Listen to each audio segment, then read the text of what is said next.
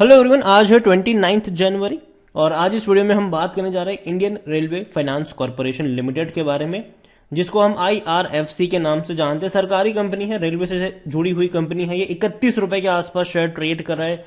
एक अच्छी रफ्तार देखी हमने यहाँ पर। बाद में अभी अगर आप देखो तो एक ही रेंज के आसपास देखने को भी ये मिल रहा है। वीडियो में डिस्कस करेंगे कि भैया खरीदारी के मौके है भी कि नहीं, और अगर बनेंगे तो कहां पर बनेंगे और किस तरीके से आप यहां पर डिविडेंड से अच्छा पैसा कमा सकते हैं।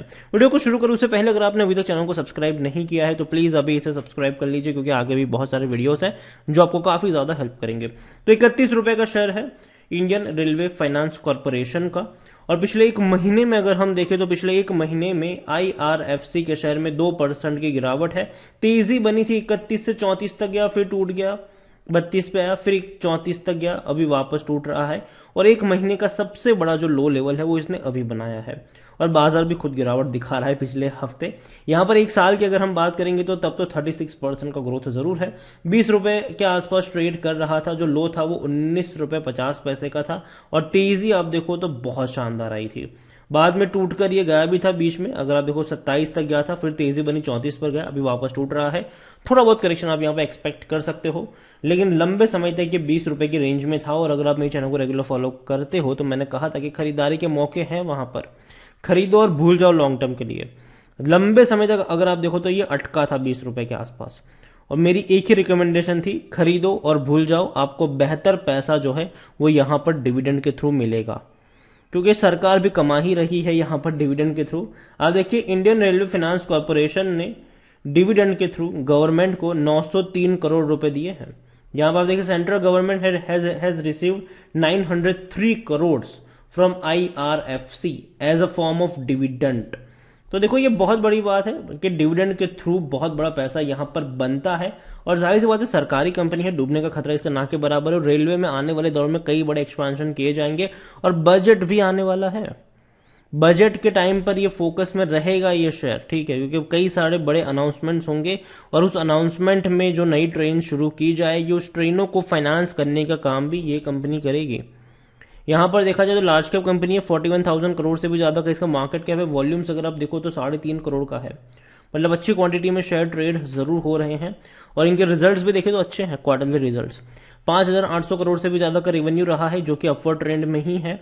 और 1,714 करोड़ का इनका प्रॉफिट रहा है, वो भी अपवर्ड ट्रेंड में ही है।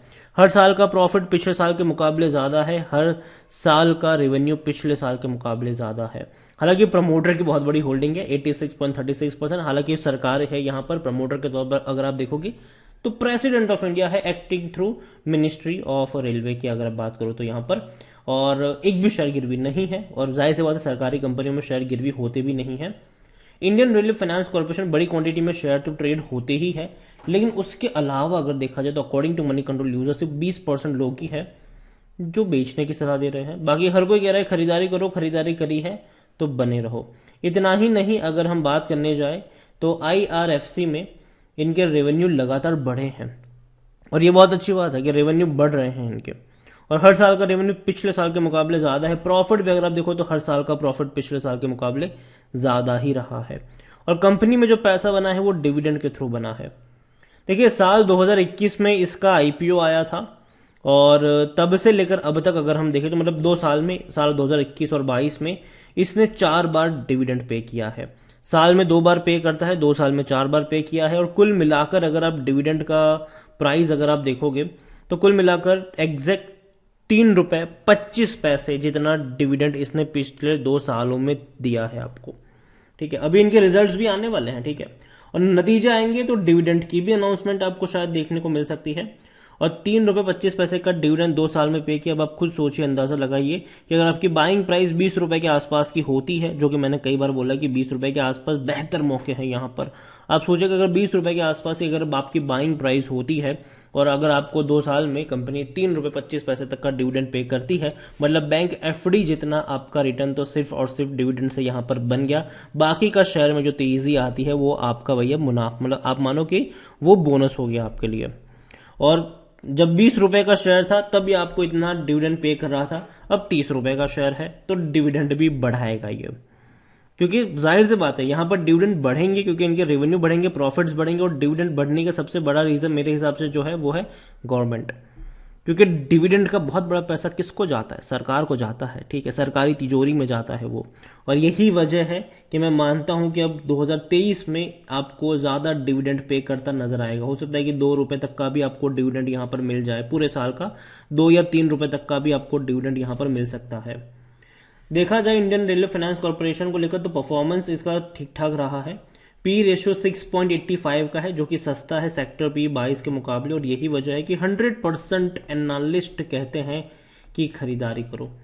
मेरी बाइंग की रिकमेंडेशन है, लेकिन कहां पर वो जानना जरूरी है। मैं ये नहीं कह रहा हूं कि अभी के अभी जाके खरीद लो, क्योंकि मुझे लगता है कि थोड़ी सी और गिरावट आपको यहां पर देखने को मिल सकती है, और इस गिरावट में खरीदारी के मौके भी बनेंगे। शेयर होल्डिंग को लेकर अगर हम देखें तो प्रमोटर के पास 86.36% की होल्डिंग है, और सेबी का रूल कहता है कि 75% से ज्यादा की होल्डिंग नहीं होनी चाहिए, और सरकार जो है वो अपनी इस होल्डिंग को 75% तक लेकर आएंगे।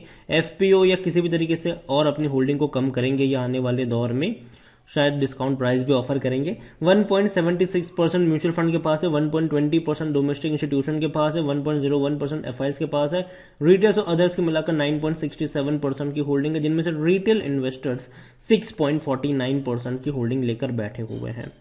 देखो, Indian railway finance corporation company बहुत अच्छी है, इसमें कोई शक की बात नहीं है, लेकिन आपका जो आउटलुक है यहाँ पर वो लॉन्ग टर्म का होना चाहिए। और लॉन्ग टर्म में आपका जो पैसा बनेगा वो शेयर में ग्रोथ के साथ तो बनेगा ही, लेकिन अच्छा खासा डिविडेंड से भी पैसा आपका बनता रहेगा। यहाँ पर खरीदारी करिए, बने रहिए फ्रेश बाइंग की। जहां तक बात है, अगर ये आपको 27-28 रुपए के आसपास मिलता है आने वाले दौर में, आप थोड़ी सी क्वांटिटी ऐड करना शुरू कर सकते हो, और बाकी की क्वांटिटी एक बार कंपनी के नतीजे आ जाए उसके बाद हम यहाँ पर डिसाइड करेंगे। और साथ ही साथ मुझे लगता है कि बोनस के वक्त नजर रहेगी रेलवे की कंपनियों के ऊपर भी, क्योंकि कहीं ना कहीं बड़ा अलोकेशन जो है वो रेलवे में भी आपको देखने को मिलेगा। इंफ्रास्ट्रक्चर कई बड़े पैमाने पर फोकस में रहने वाला है आने वाले दौर में।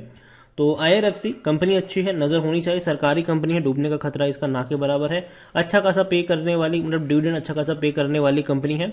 लेकिन बाइंग की जहां तक बात है, जो कंफर्टेबल प्राइस मुझे लगता है खरीदारी का, वो 27 रुपए के आसपास लगता है, तो वहां पर आपको नजर करनी चाहिए। इसके अलावा दो और कंपनी है, एक है रेल विकास निगम, 73 रुपीज का ये शेयर है, 3% की गिरावट है, और बहुत बड़ी रफ्तार इसने भी पकड़ी है।